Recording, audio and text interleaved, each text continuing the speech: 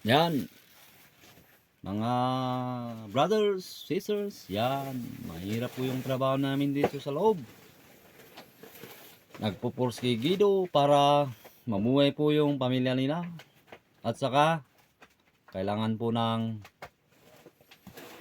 pera na gagamitin sa pamilya para sa mga kolehiyo nila.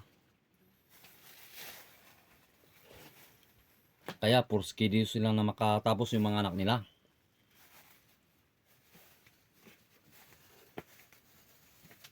Yan po ang katotohanan dito sa loob.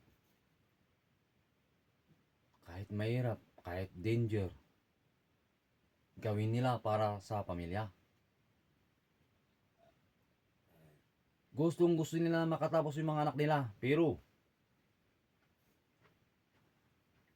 mas importante, legal po o kahit illegal naman. Hindi ka man nang nagnanakaw yung mga iba eh. Basta importante makatapos yung pag-aaral ng mga anak nila. Po, ganito yung trabaho namin.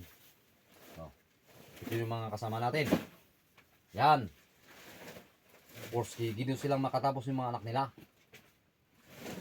Kasi po, hindi na matulad sa atin na miniro lang. Yun. Kasi kunti-kunti yung purdiya eh. Yan. Yan po ang katotohanan. Thank you.